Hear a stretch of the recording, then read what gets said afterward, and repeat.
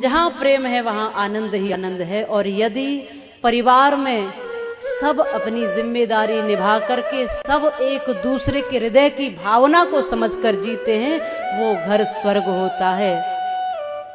जैसा कि मैंने कहा भी था शायद कि आकाश में नहीं है स्वर्गों की कोई दुनिया। कहते हैं ना, मरने के बाद पिताजी के जाने के बाद लिखते हैं बच्चे, हमारे पिताजी स्वर्गवासी हो गए।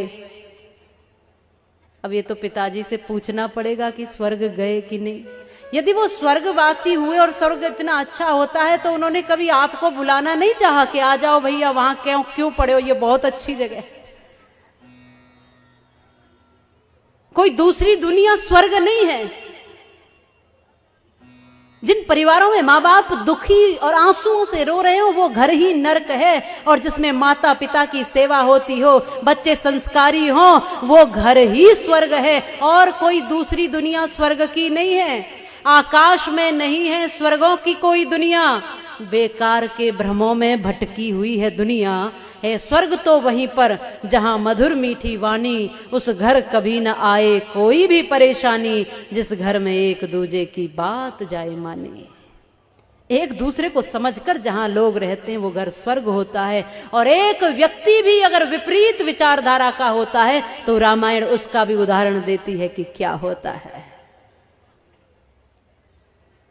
प्रत्येक व्यक्ति की, छोटे या बड़े, प्रत्येक व्यक्ति की उतनी ही जिम्मेदारी और उतना ही कर्तव्य है।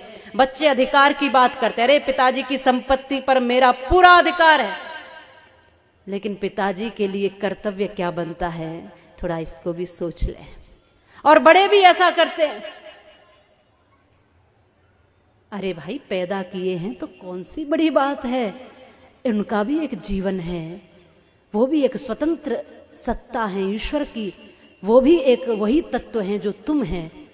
इसलिए छोटा हो ये सोच करके उसको छोटा नहीं समझना है। प्रत्येक व्यक्ति ईश्वर का अंश है।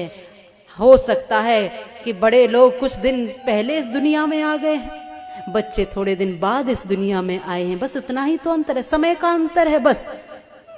क्योंकि बड़प्पन तो व्यक्ति के कर्म से होता है। जो छोटों को भी गले से लगा कर चले, जो छोटों को भी संभाल कर चले, जो छोटों को भी उनका कर्तव्य बताते हुए उनकी भावनाओं को समझते हुए चले, वो बड़ा है, चाहे फिर वो कोई भी हो। इसलिए हम सबको एक दूसरे की भावना से जुड़ करके अपना घर मंदिर बनाना है, अपना घर स्वर्ग बनाना है।